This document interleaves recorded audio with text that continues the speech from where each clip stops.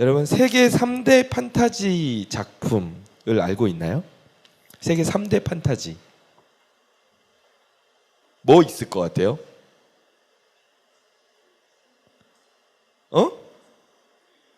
반지의 제왕. 그렇죠. 세계 3대 판타지 중에 하나 반지의 제왕이 있고, 그리고 맞아요. 나니아 연대기. 그리고 해리포터? 아니야. 해리포터는 아니에요. 네. 물론 이제 이 세계 3대 판타지를 정의했을 시점이 해리포터가 나왔을 때 이전 시점이긴 하고, 그리고 아마 지금 3대 판타지를 다시 하라 그러면 아마 그 자리에 해리포터가 들어갈 것 같긴 하거든. 근데 원래 세계 3대 판타지를 딱 그러니까 판타지 세계관을 정립한 어떤 그 3대 작품을 따지자면 방금 전에 여러분들이 말한 반지의 제왕, 나니아 연대기, 그리고 어스시의 마법사라는 작품이 있어요. 잘 못 들어봤죠. 그래서 아마 내가 생각해도 어스시의 마법사 대신에 이제 아마 해리포터가 이 시대에는 들어가지 않을까 싶은데, 이 3대 판타지 중에 하나인 반지의 제왕 이야기를 좀 하고 싶어요. 이 작품의 주인공이 이제 프로도, 호빗 쪽인 프로도인데, 이 프로도가 절대 반지라고 불리는 그것을 파괴하고, 그리고 그 땅에 평화를 가져오기 위해서 동료들과 함께 여행을 떠나는 이야기가 바로 이 반지의 제왕의 줄거리입니다. 근데 여기 이 이야기에서 굉장히 중요한 역할을 하고 있는 것이 있는데, 그게 뭐냐면 바로 반지예요. 반지. 이 반지가 없으면 이 이야기가 성립이 되지가 않죠. 이 반지에 어떤 능력이 있습니까? 아마 반지의 제왕 영화를 봤거나 책은 정말 재미가 없어요. 근데 책을 읽은 친구들은, 아마 지체들은 이 반지의 능력을 잘 알 거예요. 이 반지는 가지고 있는 사람이 늙지 않게 만들어줍니다. 그리고 힘을 가지게 만들어줘요. 그리고 이 반지를 끼면 다른 사람들 눈에 보이지를 않아요. 그러니까 굉장히 엄청난 능력을 가지고 있는 반지예요. 근데 이 반지는 무생물로 그려지지 않습니다. 이 영화를 보면 마치 하나의 인격을 가진 존재처럼 그려지고, 그래서 마치 살아있는 것처럼 사람들로 하여금, 또는 뭐 호빗들이나 기타 등등의 존재들로 하여금 그 반지를 갈망하게끔 만들어요. 가지고 싶게끔 만들어요. 그렇게 이 반지에 홀린 존재가 등장을 하는데 바로 골룸이죠. 골룸은 원래 프로도와 같이 호빗 족 중에 한 명이에요. 원래는 호빗 족이었어. 프로도 같은. 근데 이 골룸이 우연치 않은 기회에 그 반지를 줍게 돼요. 그러면서 그가 이 반지에 빠져들게 되는데, 그리고 이제 그 반지를 보면서 뭐라고 말하죠? 뭐라고 말해요? My precious 이러잖아. 그렇지? 내 보물 막 이러잖아.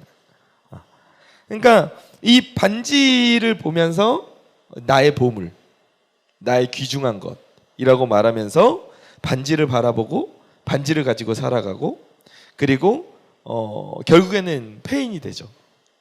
머리도 다 빠지고. 그렇죠? 근데 이 이야기에서 골룸은 자신이 반지를 획득했기 때문에 반지가 나의 소중한 것이라고 생각을 하죠. My precious라고 하죠. 나의 소중한 것, 내가 반지의 주인이야 라고 이야기를 합니다. 그런데 굉장히 역설적으로 골룸의 인생을 보잖아요. 그러면 골룸이 반지의 주인이 된 것이 아니라 반지가 골룸의 주인이 된 것을 볼 수 있어요. 골룸이 반지에 사로잡힌 거죠.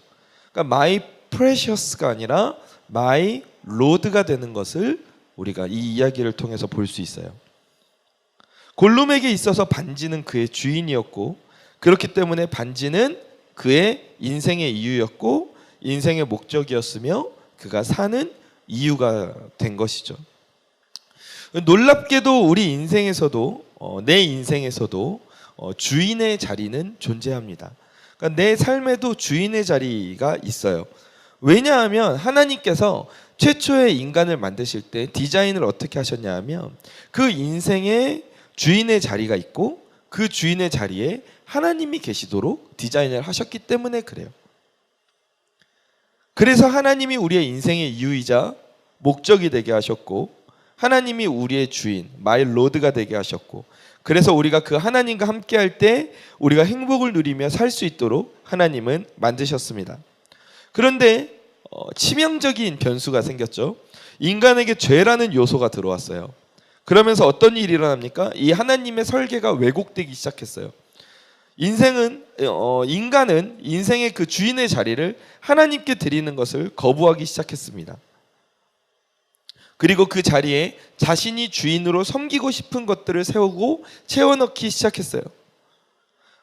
인간은 하나님을 주인으로 모시고 살 때 행복으로 나아갈 수 있는 줄 믿으시기 바랍니다. 생명으로 나아갈 수가 있는 거예요. 그런데 그 자리가 하나님이 아닌 다른 것으로 채워졌을 때 인간은 반드시 불행하게 됩니다. 반드시 불행하게 돼요. 인간의 타락으로부터 시작된 인류의 역사는 자신이 주인으로 무엇을 삼아야 할 것인가에 대한 투쟁의 역사라고 봐도 과언이 아닙니다. 어떤 사람은 권력을 주인으로 삼았고, 어떤 사람은 재물을 주인 삼았습니다.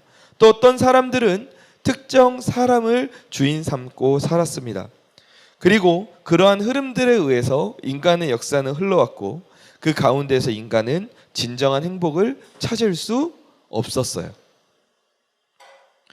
그래서 하나님은 우리의 불행을 그냥 두고 보실 수 없어서 누구를 이 땅 가운데 보내셨습니까? 그렇죠. 자신의 독생자이신 예수 그리스도를 이 땅 가운데 보내셨어요. 그리고 우리들의 인생의 주인을 내가 세운 무언가로부터 하나님으로 바꿔야 한다고 예수님께서는 가르치기 시작하셨습니다. 그 안에 생명이 있고 그 안에 행복이 있다고 말씀하셨어요.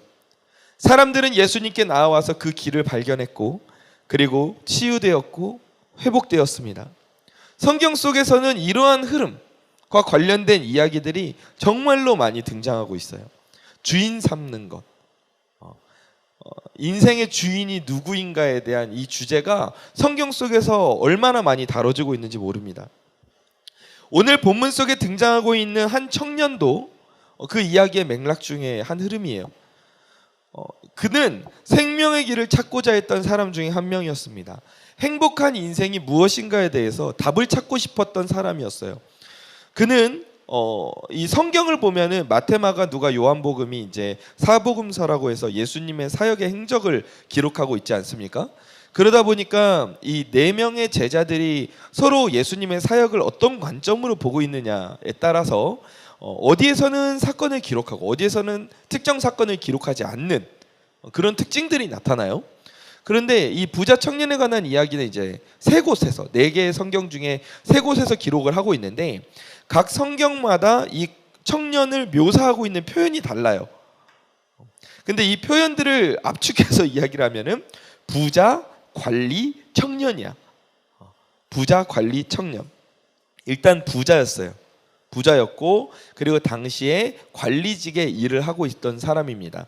지금이야 이제 공무원인 거죠. 그러니까 공무원이 지금은 이제 섬기는 청지기의 일들을 하지만, 그 당시의 관리는 평민들 위에 존재하는 힘 있는, 군림하는 그런 존재였어요.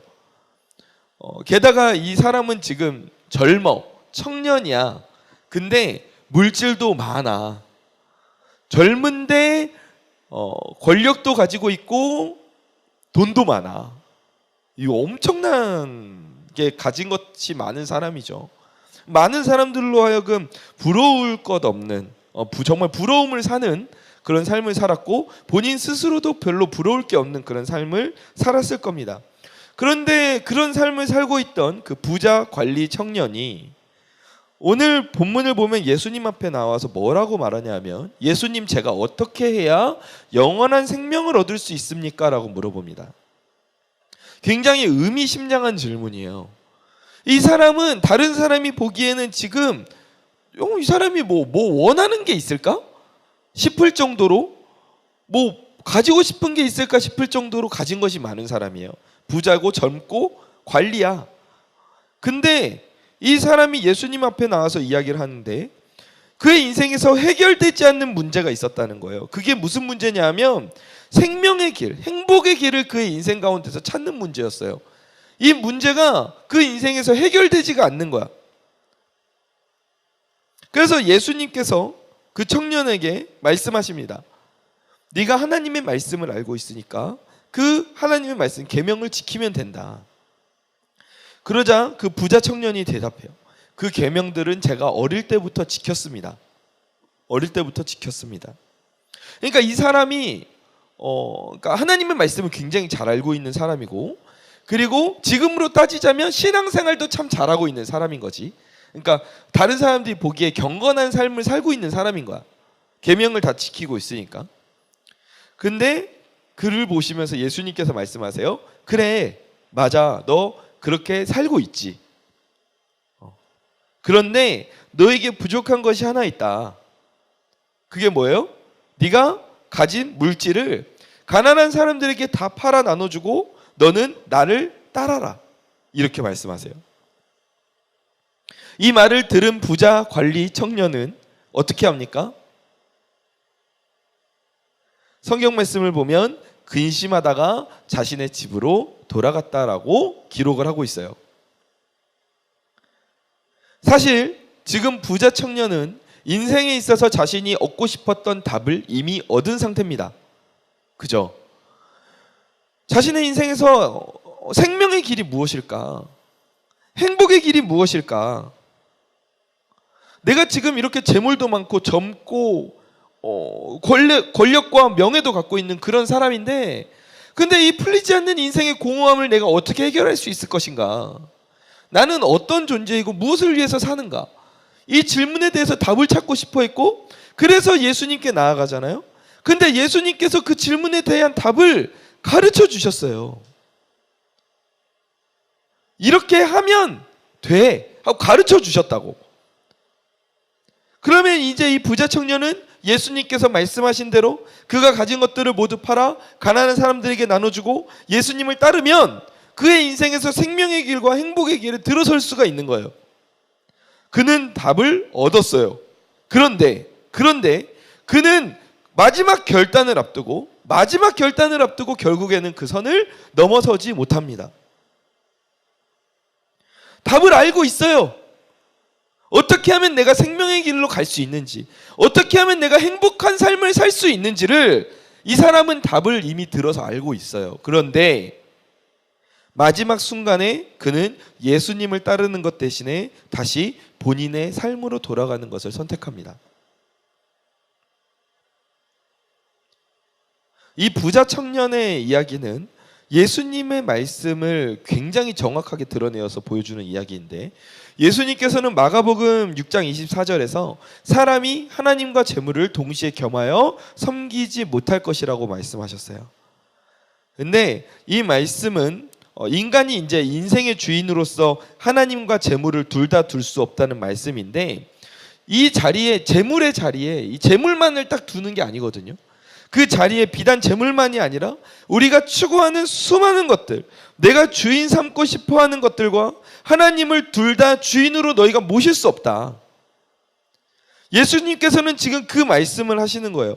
적절한 타협이라는 것은 그 안에 존재하지 않습니다. 왜냐하면은 하나님을 따르는 삶과 내가 우상 삼고 있는 그것을 따르는 삶은 그 사이에 갭이 너무 커요. 뭐 접점이 있어야 뭐 겹치는 삶, 적절한 타협이라도 할 텐데 이건 겹쳐지지가 않아요. 그러니까 둘 다 따르는 삶이라는 것은 존재할 수 없어요. 결국에는 우리는 인생에서 하나님이냐 아니면 하나님 대신 다른 것을 따르느냐를 결정해야 되는 거죠. 그리고 부자 청년은 이 선택 가운데에서 하나님이 아닌 물질을 선택했던 거예요. 결국 그는 생명의 길, 행복의 길을 어떤 삶을 통해 얻을 수 있는가를 예수님께 직강으로 들었어. 직접 강의를 통해서 예수님이 직접 강의를 하신 거야. 맞춤식 강의를 하신 거야.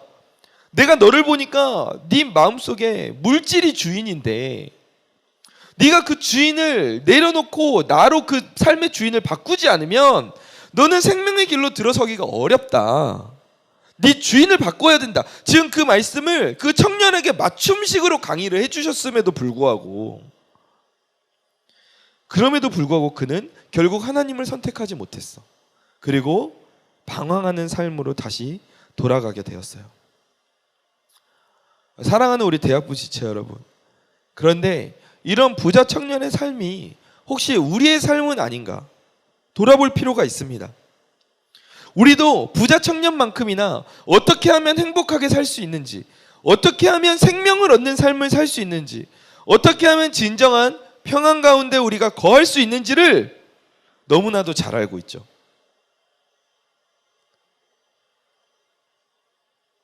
그런데 우리가 그 길을 가지 못하는 이유가 무엇입니까? 결국 부자 청년과 같이 최종적인 선택의 순간에 하나님을 선택하지 않았기 때문이에요.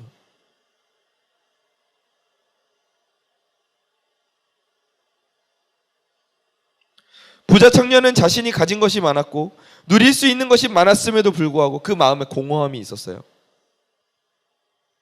해결되지 않는 문제가 있었어요.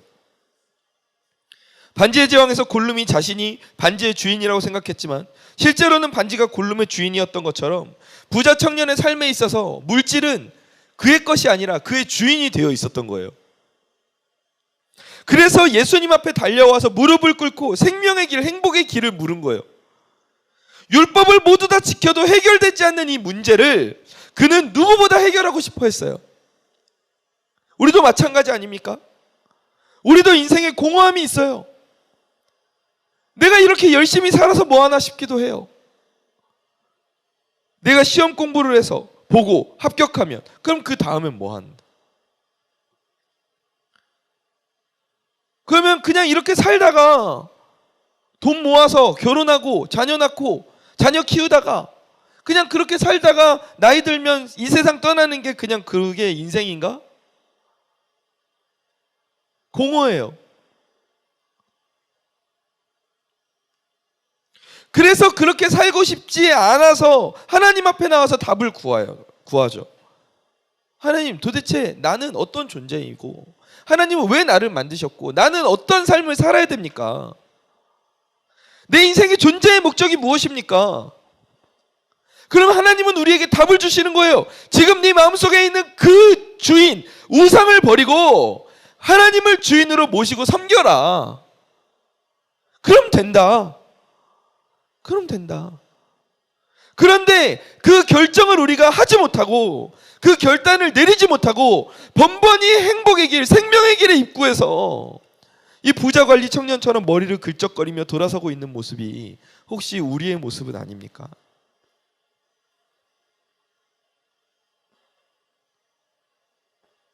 목사님, 어떻게 그렇게 인생에서 결정을 쉽게 할 수 있습니까?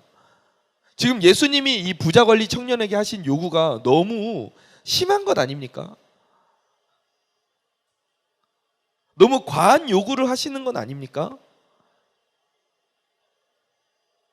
꼭 그렇게 다 팔아야만, 꼭 그렇게까지 해야만 예수님을 따를 수 있는 겁니까?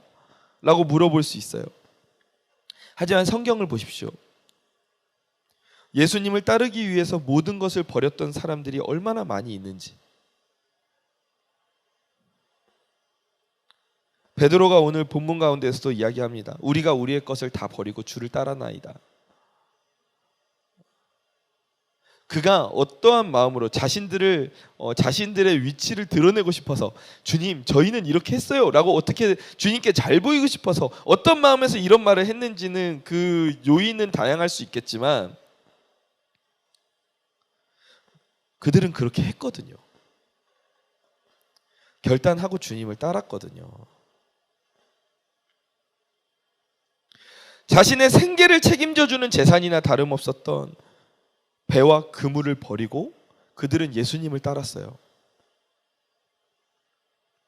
바울은 어떻습니까? 자신이 가지고 있었던 사회적인 위치, 신분, 학벌 모두 다 버리고 예수님을 위해서 내가 비천한 자리에 있는 것도 나는 기뻐한다라고 이야기를 했어요. 아브라함은 어떻습니까? 하나님을 따르기 위해서 자신의 가족과 터전을 모두 다 떠났고 심지어 100년을 기다려서 얻었던 외아들인 이삭을 하나님께 바치려고까지 했어요.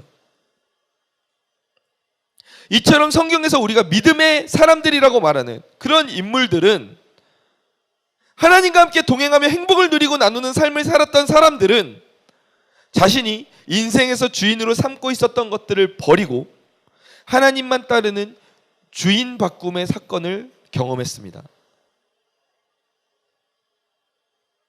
그들은 결단의 순간에 선택했고, 그리고 그 선을 넘어 하나님을 따르기로 결심했어요.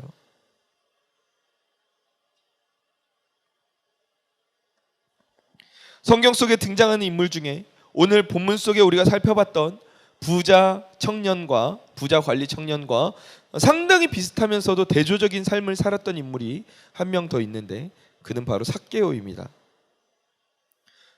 삭개오는 우리가 너무 잘 알고 있는 대로 세리의 삶을 살았고, 그의 인생에 있어서 재물은 그의 낮은 자존감을 채워주는 너무나도 소중한 것이었어요. 그의 인생에 있어서 재물은 그의 주인이나 다름없었습니다.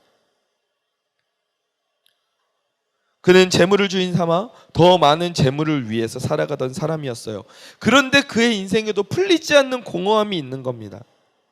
어느 순간에 그에게 찾아온 질문이 삭개오를 혼란스럽게 만드는 거예요. 이렇게 살아서 무엇을 하지? 나는 왜 사는 거지?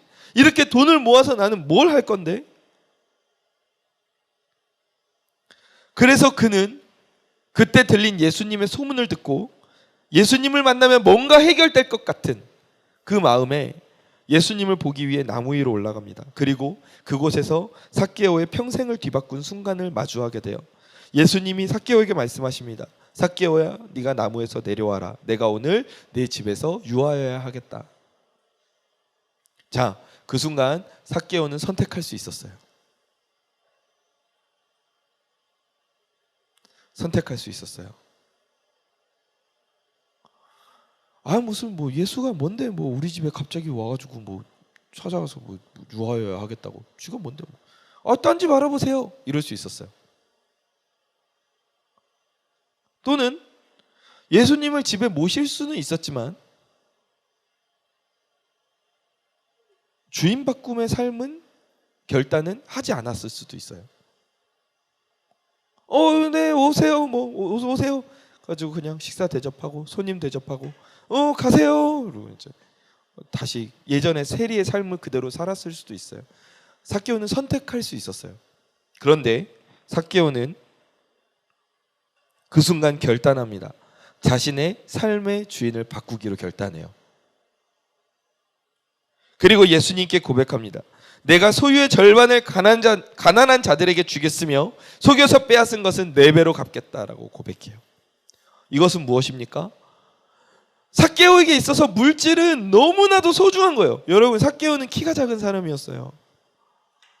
그러니까 어떻게 보면은 그는 또 다른 사람들에게 있어서 굉장히 좋은 대우를 못 받는 사람이었어요. 사람들의 손가락질을 받는 삶을 살았어요. 그러니까 그의 인생에게 있어서 그의 자존감을 채워주는 것이 물질이었다고요. 그의 인생에 있어서 거의 전부나 다름없었던 것이에요. 그런데 그가 자진해서 이렇게 고백했던 것은 그는 행복의 길, 생명의 길에 입구해서 과감하게 그 길로 들어서는 결단을 한 거예요. 인생에 있어서 주인 바꿈을 결단한 겁니다. 여러분이 삭개오가 주인 바꿈의 사건을 경험했던 이 결단이 오늘 저와 여러분 가운데에도 있기를 주님의 이름으로 간절히 축원합니다. 사랑하는 우리 대학부 지체들, 지금 우리의 인생의 주인은 누구입니까? 지금 여러분의 인생의 주인은 누구인가요? 무엇인가요? 예수님은 오늘도 우리에게 결단을 촉구하고 계십니다. 우리에게 너무나도 선명하게 생명의 길, 행복의 길을 보여주시면서 너희가 그 길로 들어서기를 원한다고 말씀하세요. 저를 따라해 보십시오. 내 인생의 주인을 바꿔라. 한 번 더 해볼까요? 내 인생의 주인을 바꿔라. 주님께서 우리에게 그렇게 말씀하시는 거예요. 인생의 주인을 하나님으로 바꿀 때 우리는 행복을 누리고 나누는 자가 될 수 있습니다. 영원한 생명의 길로 들어서게 되는 줄 믿습니다.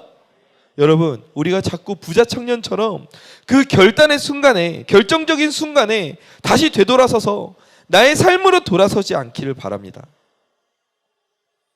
그렇게 살면 부자 청년처럼 율법을 오랫동안 지키고 믿음 생활을 아무리 오래 해도 결국에는 계속해서 제자리를 쳇바퀴 도는, 결국 제자리 걸음을 할 뿐이에요. 그 이상으로 나아가지 못하는 거예요.